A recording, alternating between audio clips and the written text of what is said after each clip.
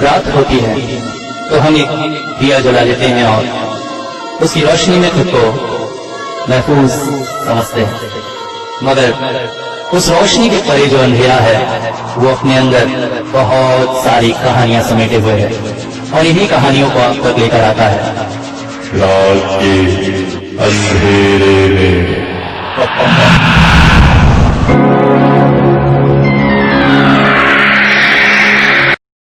अबे चल डरपोक कहीं का, अपने डर को छुपाने के लिए 10 तरह की बातें करता है। चाय की ठिये पर बैठे बैठे अविनाश से उसके दोस्त बोल पड़े। असल में अविनाश 24 साल की उम्र पार कर चुका है, मगर आज तक गांव में होने वाले किसी भी मौत पर शमशान घाट नहीं गया। नहीं, ऐसा नहीं है कि गांव के लोगों से उसका मेलजोल नहीं है, काफी मिलने जुलने वाला लड़का है, मगर अविनाश की सोच जरा अलग है, बहुत कमजोर दिल का है।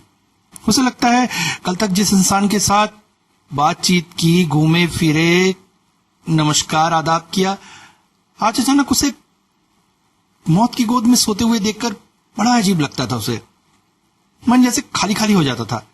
उसके बाद चिता में डालकर उसे जलाना, ये सब देखकर उसका मन बिल्कुल मानता नहीं था, इसलिए शमशान यात्रा में वो कभी न गया।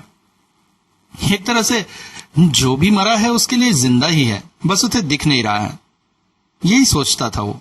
मगर दोस्तों को ये बात कहां पचती, उनके लिए तो अविनाश एक डरपोक इंसान था और अक्सर चाय के ठेले पर जब वो मिलते तो बातें घूम फिरकर अविनाश पर आकर टिक जाती, जैसा कि आज हुआ। मगर रवीश बोल पड़ा, अबे यार, रोज का तुम लोग वही बात कर करके थक नहीं जाते हो?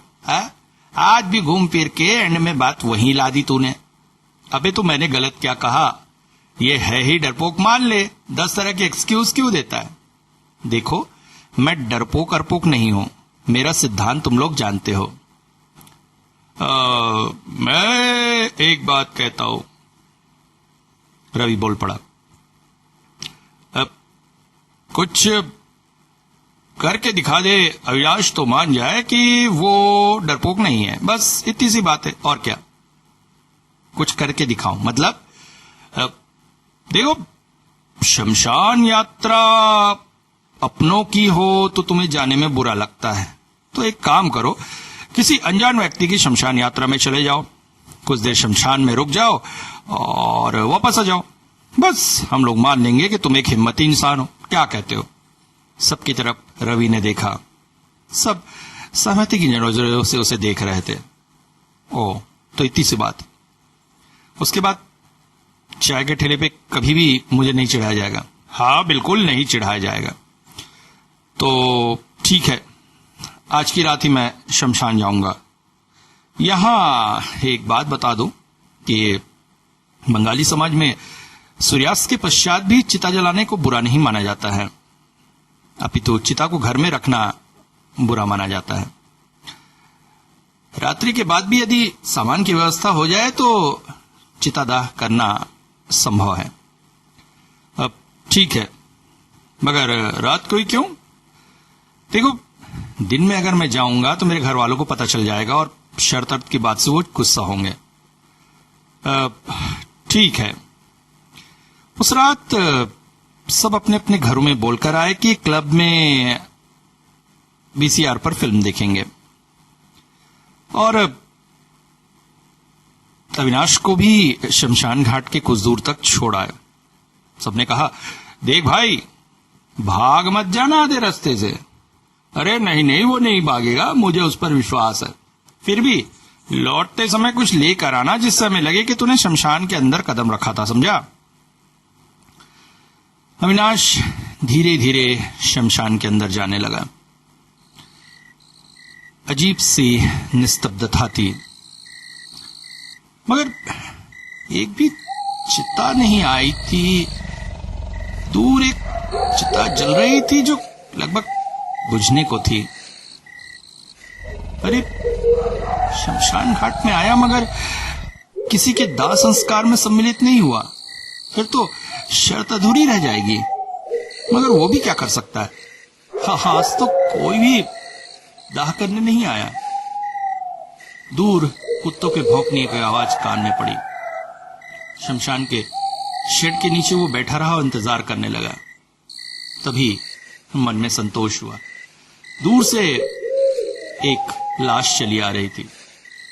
हरि बोल, हरि बोल, हरि बोल, हरि बोल, बोलो हरि, हरि बोल, बोलो हरि, हरि बोल, बोलो हरि, हरि बोल। पास आकर उन लोगों ने लाश को जमीन पर रखा। संख्या में वो 4 ही थे। अरे ऐसी कैसी शव यात्रा? अब डोम कहाँ गया यार? दिख नहीं रहा है। अरे इतनी रात के यहाँ पे बैठेगा क्या? अपने झोपड़ी में सो रहा होगा, तो जाकर बुला लाते उसे। हाँ ठीक है, मगर लाश को पकड़ के कौन बैठेगा? लाश ऐसे छोड़कर नहीं जा सकते। और कोई अकेले भी नहीं जाएगा, क्योंकि उसका घर थोड़ा दूर है। अकेले जाकर कौन मुसीबत लेगा भाई? डर लगता है। ये तो मुसीबत हो गई। हम अगर संख्या में ज्यादा होते तो भी बात थी, मगर कम लोग लाश के पास बैठेंगे तो डर है, कम लोग डोम को बुलाने जाएंगे तो डर है। क्या करें? अरे तो बड़ी मुसीबत हो गई। उनकी बातें सुनकर अविनाश उनके पास चला गया। अगर आप लोग बुरा ना माने तो मैं आपकी कुछ मदद करूं। अविनाश को अचानक प्रकट होते देखकर वो लोग डर गए। डरिए नहीं, मैं भूत नहीं हूं। असल में मैं एक शर्त के चलते किसी शव यात्रा में सम्मिलित होने आया था। अब आप लोग जाकर डोम बुला लाइए, मैं लाश को पकड़कर बैठता हूं। भाई बड़े हिम्मत वाले हो यार तुम। अच्छा हुआ तुम मिल गए। चलो चलो चलो। चारों ही वहां से चल दिए। लाश का चेहरा कफन से ढका हुआ था। अविनाश उसे छूकर उसके पास ही बैठ गया। काफी देर इंतजार करने के बाद भी वो लोग नहीं आए। अरे कहां चले गए ये लोग? थोड़ा समय लगेगा। अविनाश चौंक पड़ा। अरे ये कौन आदमी है और कब आकर उसके पास बैठ गया? कौन है आप? अरे उन लोगों के साथ ही तो आया हूँ। तुमने देखा तो मुझे? ओ अविनाश सोचा शायद बातचीत में वो उसकी तरफ ध्यान देना भूल गया। असली में उधर बहुत देर से सोया हुआ था। तबीयत जरा ठीक नहीं है। हाथ पांव दुखने लगे तो सोचा तुम्हारे पास बैठकर थोड़ा बातचीत कर लो। कोई बात नहीं, अच्छा ही है।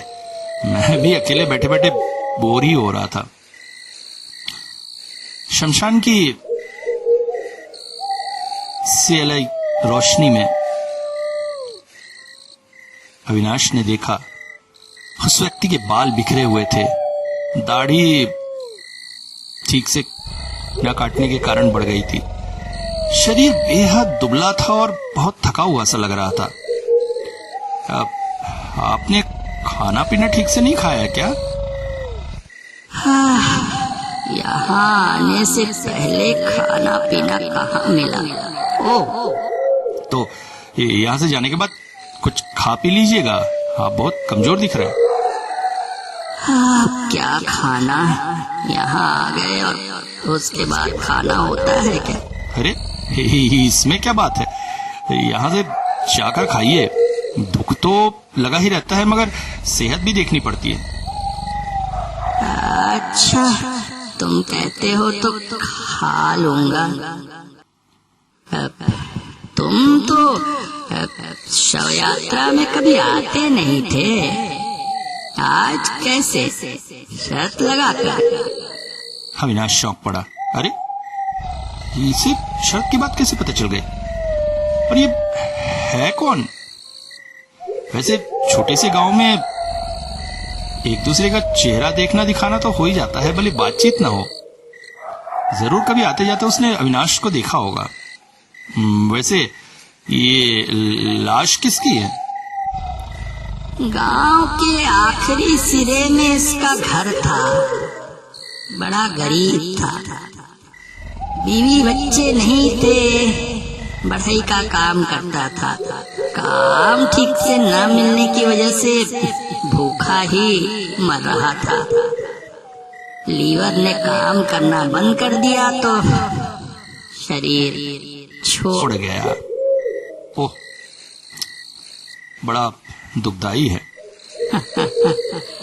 वैसे किसी जान पहचान के शव यात्रा में तुम्हें नहीं जाना था ना?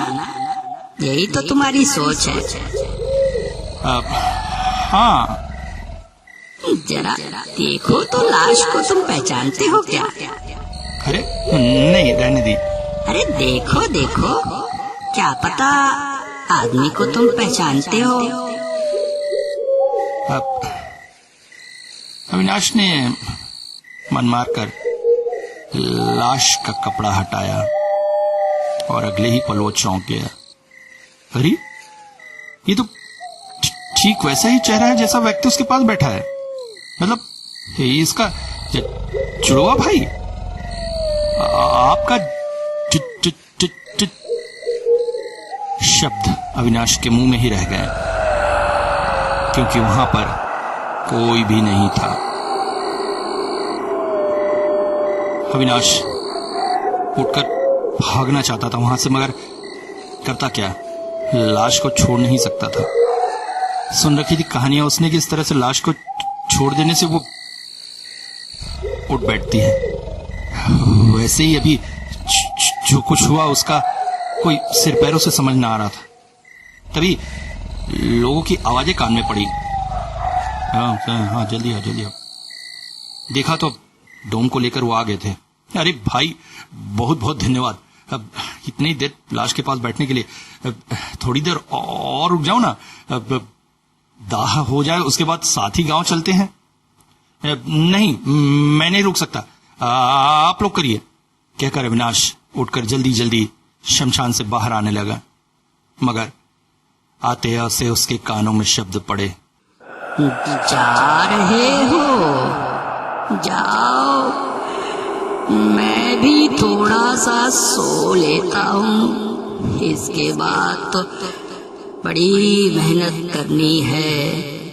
चिता में जलना जो है, जब तक मैं पूरी तरह से न जल जाऊं, ये लोग मुझे नहीं छोड़ेंगे। अविनाश लगभग भागता हुआ अपने घर में आ गया।